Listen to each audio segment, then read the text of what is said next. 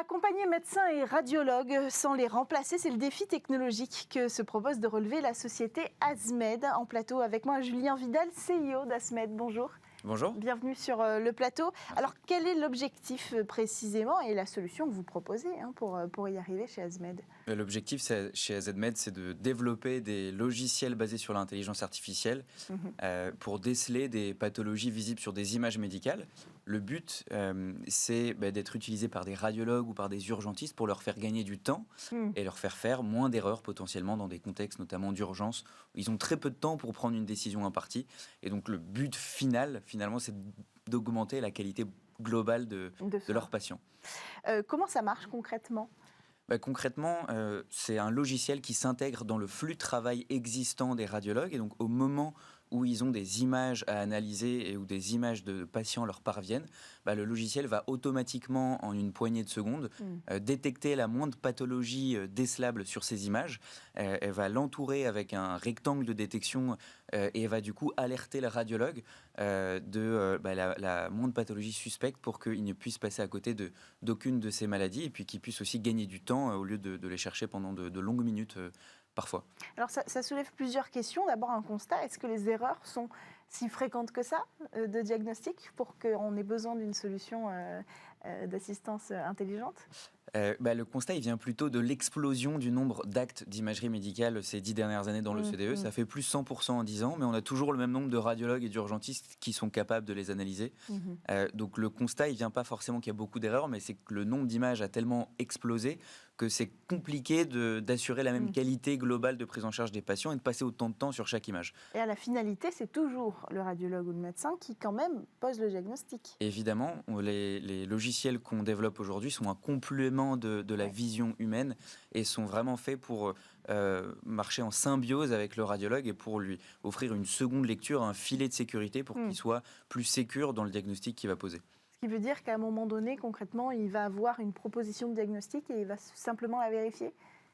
Et c'est ça, il va avoir le logiciel qui aura tourné avant même qu'il ait regardé l'image pour qu'il n'ait pas ce temps d'attente-là, évidemment.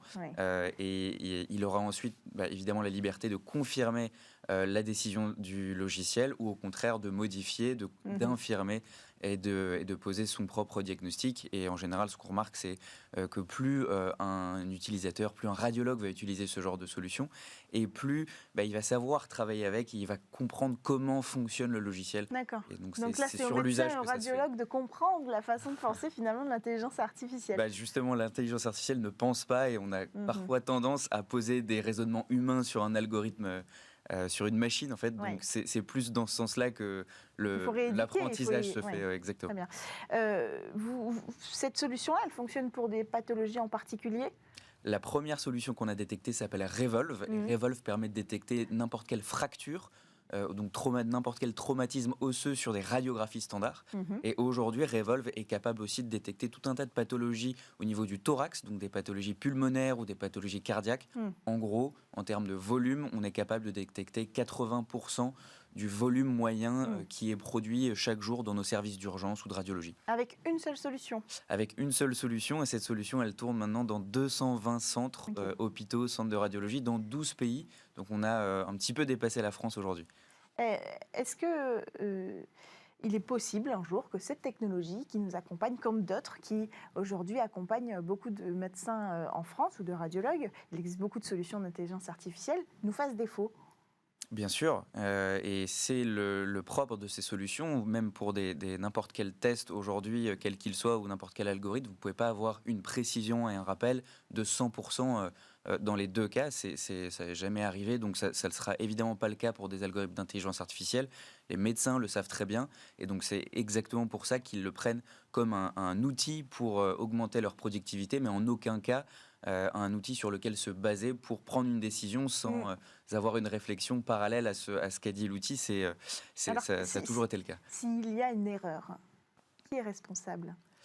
Aujourd'hui, ce genre d'outils sont vraiment là pour aider, pour conseiller, pour pointer finalement les doutes possibles, visibles sur une image. Donc, Aujourd'hui, le radiologue responsable ou l'urgentiste de son propre diagnostic, c'est lui qui pose la décision. Ce genre d'outil est vraiment là. Donc c'est pour le médecin qui faciliter leur reste travail. responsable Tout de à fait. sa décision, Tout à fait. quoi qu'il arrive, même dans le futur, quand l'intelligence artificielle va prendre de plus en plus de place, la question peut-être de la responsabilité sera encore à étudier.